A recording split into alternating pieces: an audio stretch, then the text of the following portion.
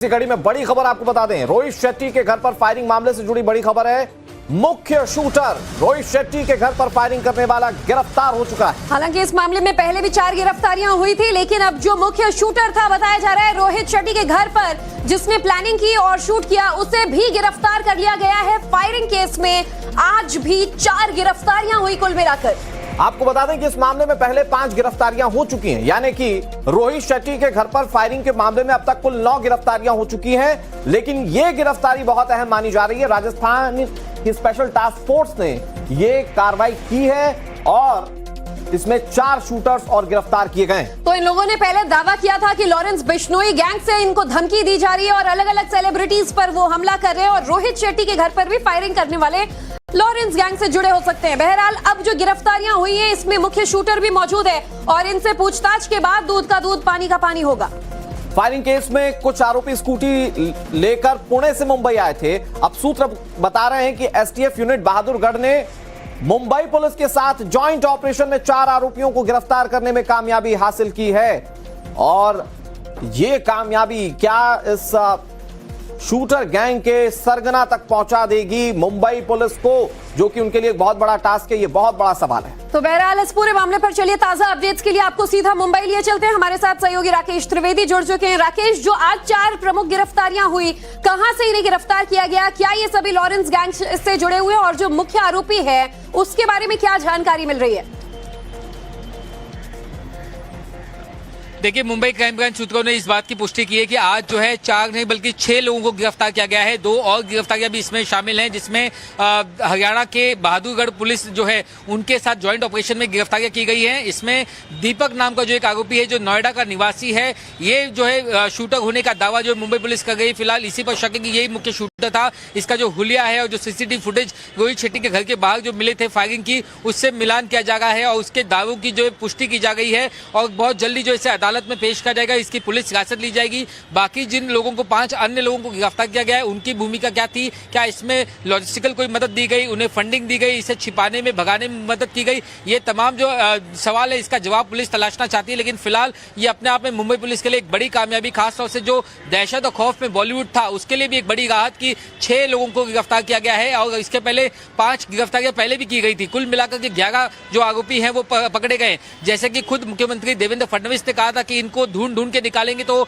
अलग अलग शहरों से अलग अलग राज्यों से जो है टीमें एक्टिवेट की गई थी। और ऐसे में मुंबई क्राइम ब्रांच की एंटी एक्सटॉर्शन सेल, जिसने राजस्थान जाकर के वहां की एसटीएफ के साथ ज्वाइंट ऑपरेशन में ये एक बड़ी गिरफ्तारी की है। और दीपक नाम का जो शख्स है, बताया जा रहा है कि यही वो शूटर है जिसने गोलियां चलाई थी रोहित शेट्टी के घर के बाहर।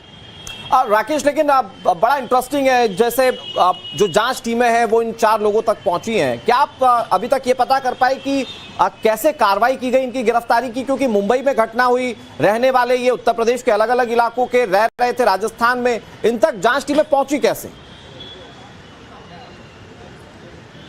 देखिए, सबसे बड़ी शुरुआत जो है वो देवेंद्र फडणवीस के बयान के बाद में मुंबई का पुलिस कमिश्नर देवेंद्र भारती ने एक हाई लेवल की मीटिंग बुलाई थी। कई सारे उसमें जॉइंट कमिश्नर, एडिशनल सीपी, डीसीपीज की एक टीम बुलाई गई थी। उसमें इस बात को लेकर के बिश्नोई गैंग के बढ़ते खौफ के ऊपर चर्चा हुई। इसके बाद में 1 दर्जन से ज्यादा टीमें बनाई गई जो इसके ऊपर सर्विलेंस कर गई थी, अलग अलग, चाहे वो सोशल मीडिया की बात करें, चाहे वो इन्फॉर्मर्स की नेटवर्क की बात करें या टेक्निकल सर्विलेंस की बात करें। और उसके बाद में जो है अलग अलग इन्फॉर्मर्स से और अलग अलग नेटवर्क से मुंबई पुलिस को जानकारी मिली। कुछ बिश्नोई गैंग की जो गतिविधियां थी उनके ऊपर नजर रखी गई और उसके बाद में उनका जो लोकेशन है वो हरियाणा में राजस्थान बॉर्डर पे ट्रेस किया गया। जिसके बाद राजस्थान और हरियाणा दोनों ही राज्यों की पुलिस के साथ कोऑर्डिनेशन किया गया। जिसके बाद बहादुरगढ़ एसटीएफ की जो टीम है उसमें उन्होंने भी एक खास टीम को बनाया, जिसके बाद में गिरफ्तारियां हो पाई। तमाम टीम्स की सूझबूझ से बहरहाल सभी आरोपी तो शिकंजे में आ गए हैं। पूछताछ में इनके आगे की प्लानिंग, रणनीति का खुलासा होगा। क्यों ये सेलिब्रिटीज को टारगेट कर रहे थे और कैसे?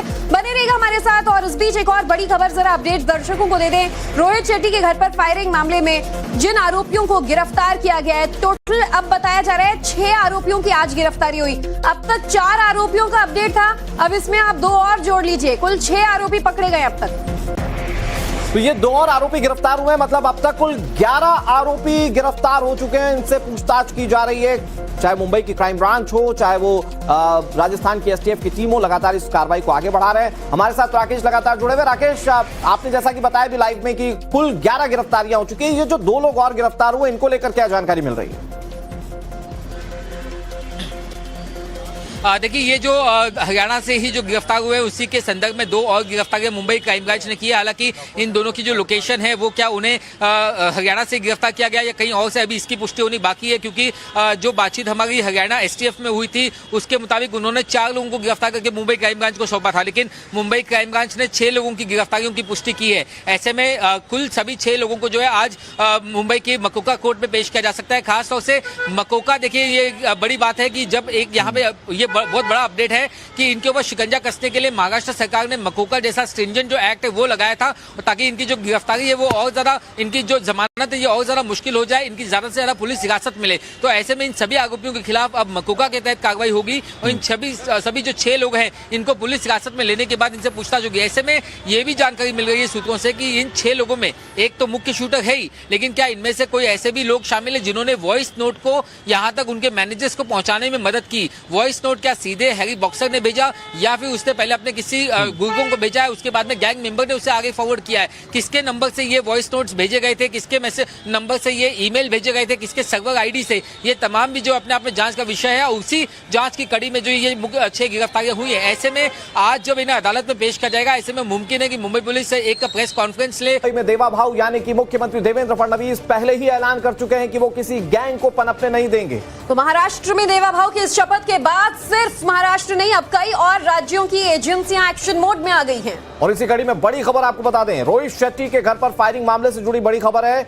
मुख्य शूटर रोहित शेट्टी के घर पर फायरिंग करने वाला गिरफ्तार हो चुका है। हालांकि इस मामले में पहले भी 4 गिरफ्तारियां हुई थी, लेकिन अब जो मुख्य शूटर था, बताया जा रहा है रोहित शेट्टी के घर पर जिसने प्लानिंग की और शूट किया, उसे भी गिरफ्तार कर लिया गया है। फायरिंग केस में आज भी 4 गिरफ्तारियां हुई कुल मिलाकर। आपको बता दें कि इस मामले में पहले 5 गिरफ्तारियां हो चुकी हैं, यानी कि रोहित शेट्टी के घर पर फायरिंग के मामले में अब तक कुल 9 गिरफ्तारियां हो चुकी हैं। लेकिन यह गिरफ्तारी बहुत अहम मानी जा रही है। राजस्थान की स्पेशल टास्क फोर्स ने यह कार्रवाई की है और इसमें 4 शूटर्स और गिरफ्तार किए गए। तो इन लोगों ने पहले दावा किया था कि लॉरेंस बिश्नोई गैंग से इनको धमकी दी जा रही है और अलग अलग सेलिब्रिटीज पर वो हमला कर रहे हैं और रोहित शेट्टी के घर पर भी फायरिंग करने वाले लॉरेंस गैंग से जुड़े हो सकते हैं। बहरहाल अब जो गिरफ्तारियां हुई हैं इसमें मुख्य शूटर भी मौजूद है और इनसे पूछताछ के बाद दूध का दूध पानी का पानी होगा। फायरिंग केस में कुछ आरोपी स्कूटी लेकर पुणे से मुंबई आए थे। अब सूत्र बता रहे हैं कि एसटीएफ यूनिट बहादुरगढ़ ने मुंबई पुलिस के साथ जॉइंट ऑपरेशन में 4 आरोपियों को गिरफ्तार करने में कामयाबी हासिल की है। और यह कामयाबी क्या इस शूटर गैंग के सरगना तक पहुंचा देगी मुंबई पुलिस को, जो कि उनके लिए एक बहुत बड़ा टास्क है, ये बहुत बड़ा सवाल है। तो बहरहाल इस पूरे मामले पर चलिए ताजा अपडेट्स के लिए आपको सीधा मुंबई लिए चलते हैं। हमारे साथ सहयोगी राकेश त्रिवेदी जुड़ चुके हैं। राकेश, जो आज 4 प्रमुख गिरफ्तारियां हुई, कहां से इन्हें गिरफ्तार किया गया, क्या ये सभी लॉरेंस गैंग से जुड़े हुए हैं और जो मुख्य आरोपी है उसके बारे में क्या जानकारी मिल रही है?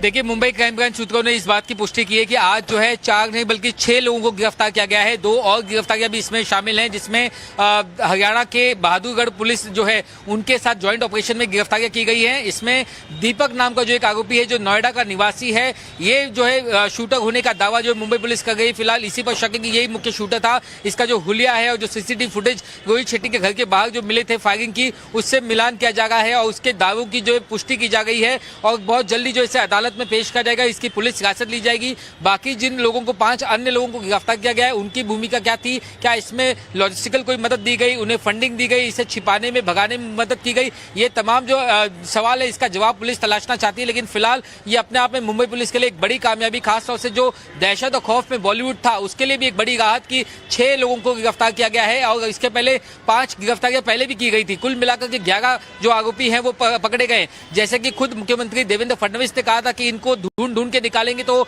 अलग अलग शहरों से अलग अलग राज्यों से जो है टीमें एक्टिवेट की गई थी और ऐसे में मुंबई क्राइम ब्रांच की एंटी एक्सटॉर्शन सेल, जिसने राजस्थान जाकर के वहां की एसटीएफ के साथ ज्वाइंट ऑपरेशन में ये एक बड़ी गिरफ्तारी की है। और दीपक नाम का जो शख्स है, बताया जा रहा है कि यही वो शूटर है जिसने गोलियां चलाई थी रोहित शेट्टी के घर के बाहर।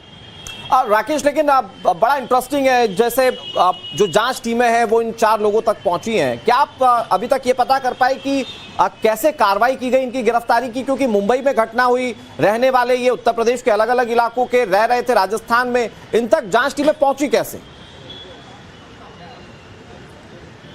देखिए सबसे बड़ी शुरुआत जो है वो देवेंद्र फडणवीस के बयान के बाद में मुंबई का पुलिस कमिश्नर देवेंद्र भारती ने एक हाई लेवल की मीटिंग बुलाई थी। कई सारे उसमें जॉइंट कमिश्नर, एडिशनल सीपी, डीसीपीज की एक टीम बुलाई गई थी। उसमें इस बात को लेकर के बिश्नोई गैंग के बढ़ते खौफ के ऊपर चर्चा हुई। इसके बाद में 1 दर्जन से ज्यादा टीमें बनाई गई जो इसके ऊपर सर्विलेंस कर रही थी अलग अलग, चाहे वो सोशल मीडिया की बात करें, चाहे वो इन्फॉर्मर्स की नेटवर्क की बात करें या टेक्निकल सर्विलेंस की बात करें। और उसके बाद में जो है अलग अलग इन्फॉर्मर्स से और अलग अलग नेटवर्क से मुंबई पुलिस को जानकारी मिली। कुछ बिश्नोई गैंग की जो गतिविधियां थी उनके ऊपर नजर रखी गई और उसके बाद में उनका जो लोकेशन है वो हरियाणा में राजस्थान बॉर्डर पे ट्रेस किया गया, जिसके बाद राजस्थान और हरियाणा दोनों ही राज्यों की पुलिस के साथ कोऑर्डिनेशन किया गया। जिसके बाद बहादुरगढ़ एसटीएफ की जो टीम है उसमें उन्होंने भी एक खास टीम को बनाया जिसके बाद में गिरफ्तारियां हो पाई। तमाम टीम्स की सूझबूझ से बहरहाल सभी आरोपी तो शिकंजे में आ गए हैं। पूछताछ में इनकी आगे की प्लानिंग रणनीति का खुलासा होगा, क्यों ये सेलिब्रिटीज को टारगेट कर रहे थे और कैसे। बने रहेगा हमारे साथ। और इस बीच एक और बड़ी खबर, जरा अपडेट दर्शकों को दे दें। रोहित शेट्टी के घर पर फायरिंग मामले में जिन आरोपियों को गिरफ्तार किया गया है, टोटल अब बताया जा रहा है 6 आरोपियों की आज गिरफ्तारी हुई। अब तक 4 आरोपियों का अपडेट था,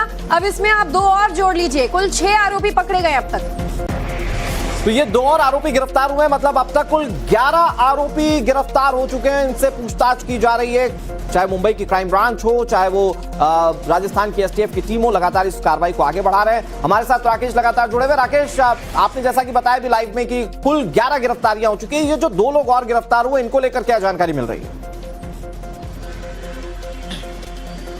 देखिए ये जो हरियाणा से ही जो गिरफ्तार हुए उसी के संदर्भ में 2 और गिरफ्तारियां मुंबई क्राइम ब्रांच ने की है। हालांकि इन दोनों की जो लोकेशन है वो क्या उन्हें हरियाणा से गिरफ्तार किया गया या कहीं और से, अभी इसकी पुष्टि होनी बाकी है। क्योंकि जो बातचीत हमारी हरियाणा एसटीएफ में हुई थी उसके मुताबिक उन्होंने 4 लोगों को गिरफ्तार करके मुंबई क्राइम ब्रांच को सौंपा था, लेकिन मुंबई क्राइम ब्रांच ने 6 लोगों की गिरफ्तारियों की पुष्टि की है। ऐसे में कुल सभी 6 लोगों को जो है आज मुंबई की मकोका कोर्ट में पेश किया जा सकता है। खासतौर से मकोका, देखिए ये बड़ी बात है कि जब एक यहाँ पे ये बहुत बड़ा अपडेट है कि इनके ऊपर शिकंजा कसने के लिए महाराष्ट्र सरकार ने मकोका जैसा स्ट्रिंजेंट जो एक्ट है वो लगाया था, ताकि इनकी जो गिरफ्तारी है वो और ज्यादा, इनकी जो जमानत है ये और ज्यादा मुश्किल हो जाए, इनकी ज्यादा से ज्यादा पुलिस हिरासत मिले। तो ऐसे में इन सभी आरोपियों के खिलाफ अब मकोका के तहत कार्रवाई होगी और इन सभी जो 6 लोग हैं इनको पुलिस हिरासत में लेने के बाद इनसे पूछताछ होगी। ऐसे में ये भी जानकारी मिल रही है सूत्रों से कि इन 6 लोगों में एक तो मुख्य शूटर है ही, लेकिन क्या इनमें से कोई ऐसे भी लोग शामिल है जिन्होंने वॉइस नोट को यहाँ तक उनके मैनेजर्स को पहुंचाने में मदद की। वॉइस नोट क्या सीधे हैरी बॉक्सर ने भेजा